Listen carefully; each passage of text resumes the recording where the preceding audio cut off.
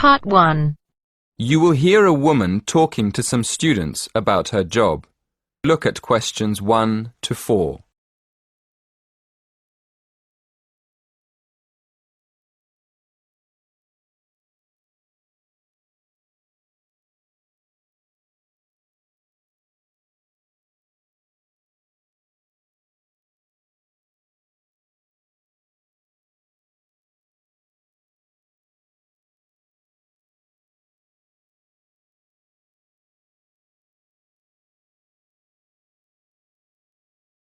Hello everyone. Thank you for inviting me to give a talk in this series of employment lectures. I'm here this evening to tell you about my job. I'm going to tell you what I like about it, what I don't like about it, and what I hope to do in the future. OK, well, I'm a police officer. I've been in the police for just over 5 years, and part of my job is to give talks to students about police work. People often ask why I joined the police, so maybe I'll start there. I've always been interested in law and order, so I went to study law at university. But when I got there, I realised that I was more interested in the practical side of law than the theory. So I applied to work with the police force in my spare time. Then, as soon as I graduated, I was accepted for training. Before you hear the rest of the conversation, you have some time to look at questions 5 to 10.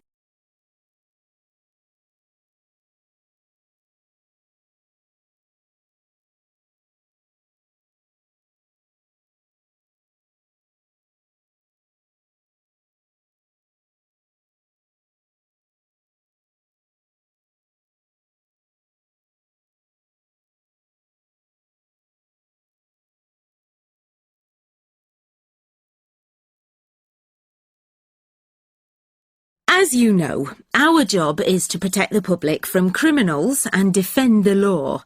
So obviously, the police force has to work every day of the week, day and night.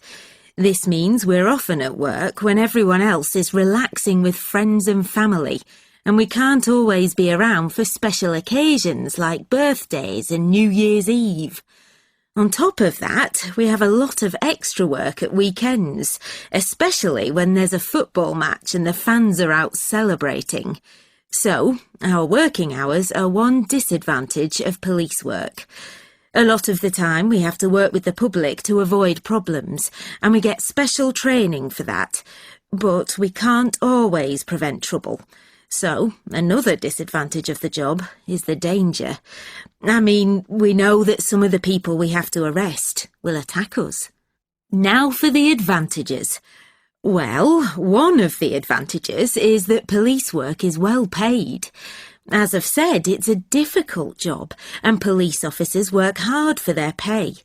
But there are many more advantages. For example, sometimes the work's fun, especially when we have to protect famous people from their own fans.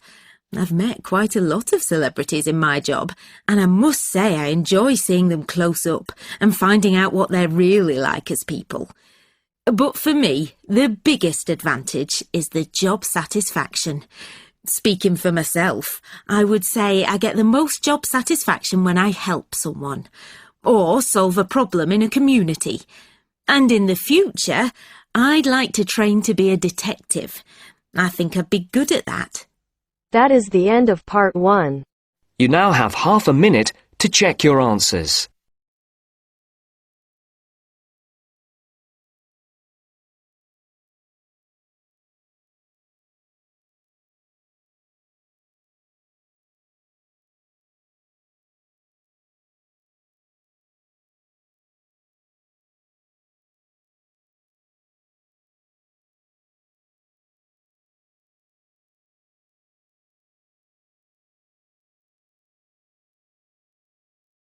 Now turns to Part 2. Part 2. You will hear a scientist giving a laboratory induction to a group of new employees. First, you will have time to look at questions 11 to 15.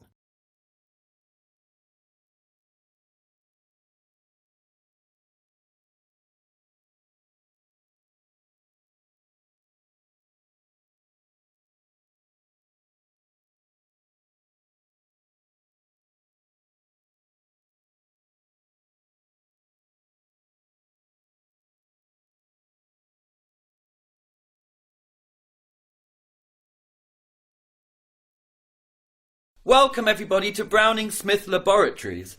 I'll be giving you a short tour around your new working environment and pointing out several key features. It's very much state-of-the-art, as I'm sure you'll see. Please now look at the plan of the laboratory building I gave you earlier. At the moment, we're standing in the large storage room. It's right there, positioned at the top on your plans and roughly in the middle. We've just come through the entrance door indicated, and that's now behind us. Okay, so got your bearings? All know where we are? Good. Let's continue our tour then and go next to the dry lab. As we go straight ahead down this corridor, the caretaker's room is the next room on your right. Immediately after are the unisex toilets. Now, let's go through these doors ahead of us and into the dry lab. Okay, so here we are now in the dry lab, which is the laboratory's biggest work area. If you look at your map, as we are standing now with the doors behind us, you can see the acid storage bin area clearly marked off to your right. Let's walk over there and take a look. You can see on your maps that we're standing in the far end of the building now. The acid storage bins are a hazardous area, obviously. If one of you should accidentally come into contact with not only these stored materials, but any other hazardous substance, then please proceed immediately to the eyewash emergency shower area. That's just back where we came in, right after the doors opening onto the dry lab, on the outside corner of the unisex toilets. I think those are the main features this end of the lab, apart from the chest freezer and cooler you see off to your right as you're facing the acid storage bins. The cooler area is divided into two sections. Okay, let's go and see the rooms now at the other end of the building. Now don't turn off to your left. That's where we entered the lab, if you'll remember. The next entrance off to your left, however, is the wet lab, which, if you'll look on your plan, is adjacent to the large storage area, but can only be reached by this entrance. Let's pass on by this lab and the clean lab adjacent to it and make our way to the small storage area. It's the first room through these doors ahead of us now. Please hold the door open for the person behind you as we file through. Good. I think that's everyone here now. This is the small storage area. And now we are at this end of the building. There remains for me to show you only one other room. You can see two doors leading off this room. The one ahead is an exit which will take you outside the building. The other leads to the walk-in cooler. Oh, there is one more area I need to mention. That's the walk-in freezer. It can only be accessed by leaving the building entirely, either through the exit I just pointed out or the first entrance we came in.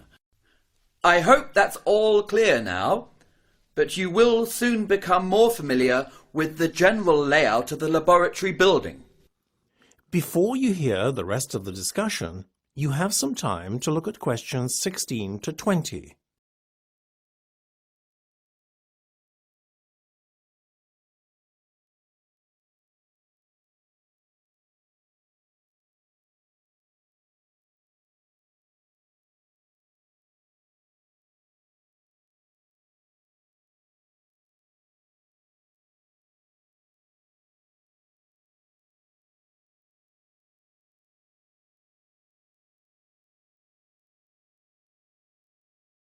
Now, I'd just like to refer to health and safety procedure.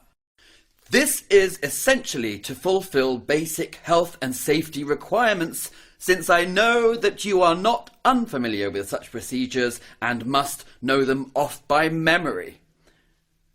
Okay, so firstly I'd like to say that if you are undertaking any project, whether supervised or not, all of you will be required to discuss it first with your health and safety coordinator. In certain cases, written approval is required.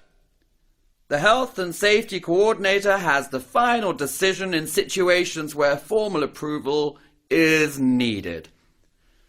Everyone undertaking a project will have to first submit a form of a written standard operating procedure to the health and safety coordinator, outlining the steps and justifications for the experimental process to be carried out. Should the undertaking of a project not be granted initially, plans for the project, if satisfactorily amended, can be re-presented to the health and safety coordinator for approval at a later date. Assuming acceptance of the undertaking of a project, strict laboratory procedures must be adhered to. Overalls and non-hazardous equipment can be kept in the large storage room. On no account can either laboratory clothing or samples be removed from the building itself. Obviously, the same goes for equipment that is portable. This way we can ensure that no cross-contamination can occur with samples or specimens kept in the laboratories.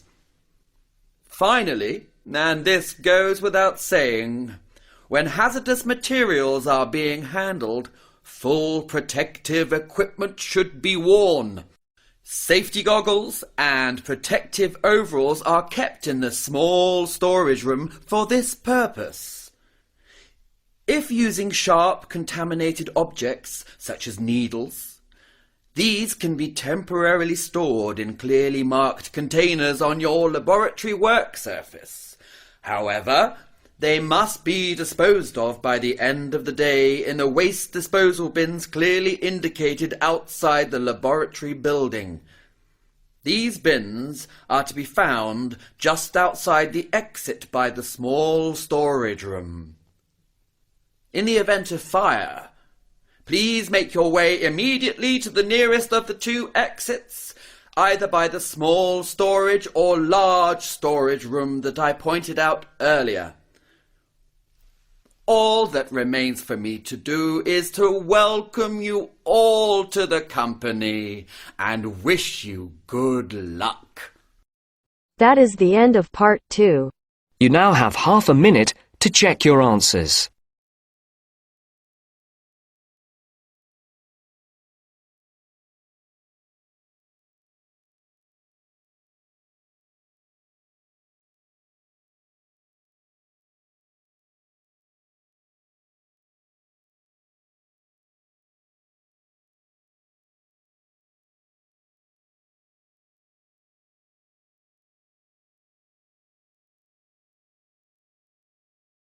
Now turns to part 3.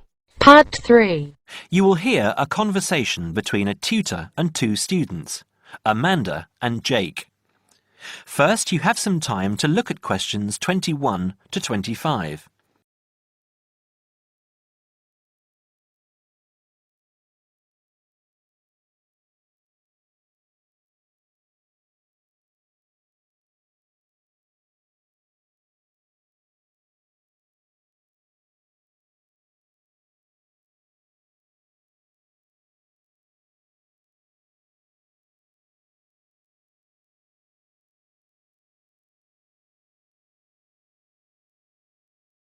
So, Jake and Amanda, how did the project go?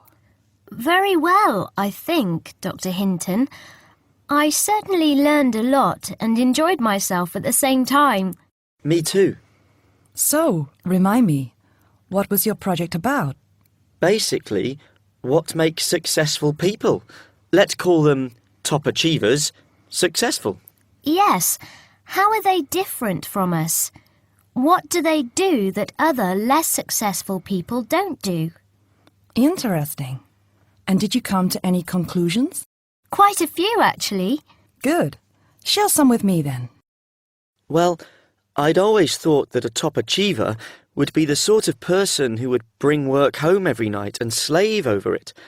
But it appears not. Those types tend to peak early and then go into decline. They become addicted to work itself, with much less concern for results. We found that high achievers were certainly ready to work hard, but within strict limits. They knew how to relax, could leave their work at the office, prize close friends and family life, and spent a healthy amount of time with their children and friends. There's a lesson for us all there. Anyway, go on. It's also very important to choose a career which you enjoy, not just one that pays well or which assures you of a pension many years down the line. Surely that's important though, Amanda. Yes, I agree, but being happy in your work is far more important than anything else. Top achievers spend over 2/3 of their working hours on doing work they truly prefer and only 1/3 on disliked chores. They want internal satisfaction, not just external rewards such as pay rises and promotions. Before you hear the rest of the conversation, you have some time to look at questions 26 to 30.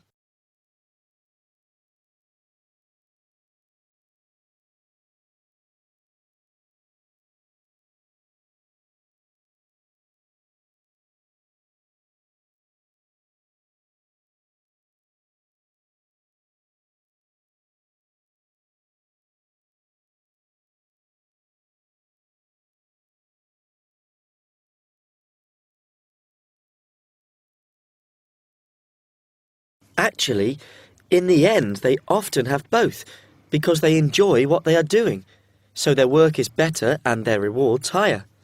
Yes, Jake, that certainly makes sense. Now, can I ask you something? Do high achievers, as you call them, take many risks? Yes and no. I interviewed one business executive who told me he was able to take risks because he carefully considered how he could salvage the situation if it all went wrong. He imagined the worst that could happen, and if he could live with that, he went ahead. If not, he didn't take the chance. Other people prefer to stay in what I heard described as the comfort zone setting for security, even if it means settling for mediocrity and boredom too. Would you call top achievers perfectionists? Contrary to what I expected, no, I wouldn't. We came to the conclusion that a lot of ambitious and hard-working people are so obsessed with perfection that they actually turn out very little work. I happen to know a university teacher, a friend of my mother's, who has spent over 10 years preparing a study about a playwright. She is so worried that she has missed something, she still hasn't sent the manuscript to a publisher. Meanwhile, the playwright, who was at the height of his fame when the project began, has faded from public view. The woman's study, even if finally published, will interest few people. So, what has this got to do with top achievers? Well, top achievers are almost always free of the compulsion to be perfect. They don't think of their mistakes as failures. Instead, they learn from them, so they can do better next time. Well, would you call them competitive? High performers focus more on bettering their own previous efforts than on beating competitors. In fact, we, came to the conclusion that worrying too much about competitors' abilities and possible superiority can be self-defeating. Yes, and we found that top achievers tend to be team players rather than loners. They recognise that groups can solve certain complicated problems better than individuals and are eager to let other people do part of the work. Yes, loners, who are often over-concerned about rivals, can't delegate important work or decision-making. Their performance is limited because they must do everything themselves. Well, it looks as if you two have done a thorough job and learned something into the bargain too. Now, there are just a couple of points I'd like to clarify with you. That is the end of part 3. You now have half a minute to check your answers.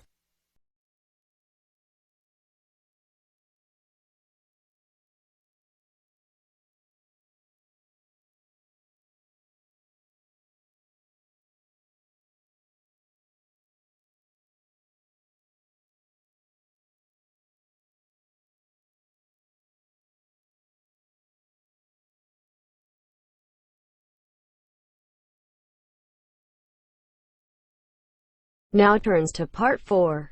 Part 4. You will hear part of a science lecture. First, you have some time to look at questions 31 to 40.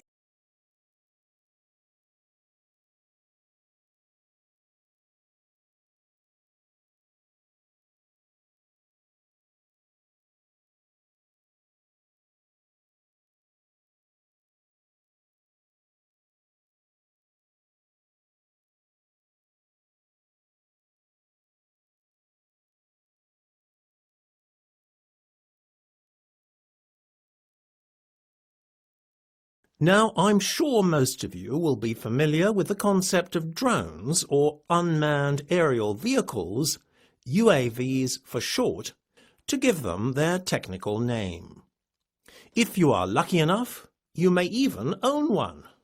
In fact, they are becoming so popular amongst gadget lovers that the sales of consumer drones were up by 24% in 2014.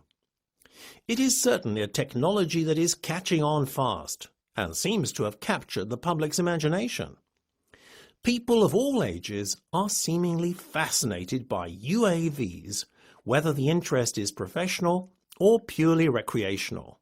In fact, so far most members of the public tend to view UAVs as no more than a very sophisticated and expensive toy.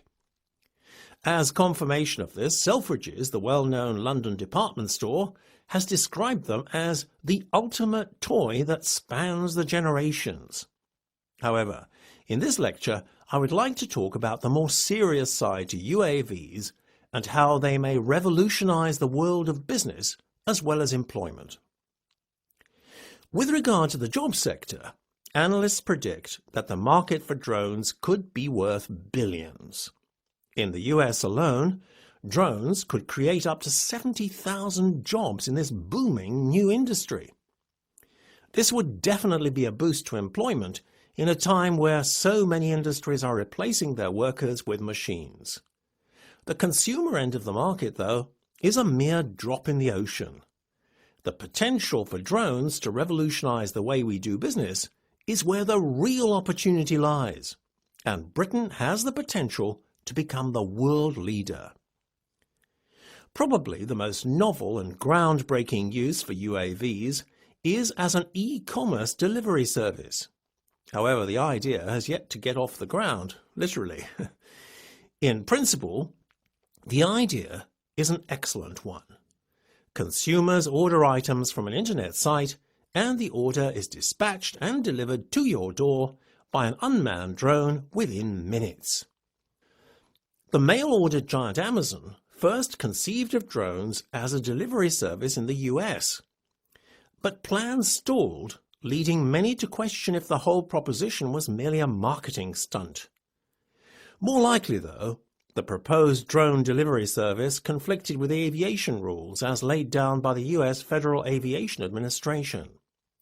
The biggest problem in the US is that they've invested $5 billion in a new traffic control system. But it was years before drones were on the radar. Therefore, aviation laws are not compatible with or accommodate for UAVs. The UK, however, has much more relaxed aviation laws. Drones are permitted as long as they do not fly in crowded areas, as defined by the Civil Aviation Authority. It therefore makes the UK a very attractive country to develop the e-commerce delivery system in. Whilst the UK is trying to set up and run a drone-based delivery service, Britain is already a leader in the field of drone-based aerial photography. If you think about it, the potential for such photography is huge.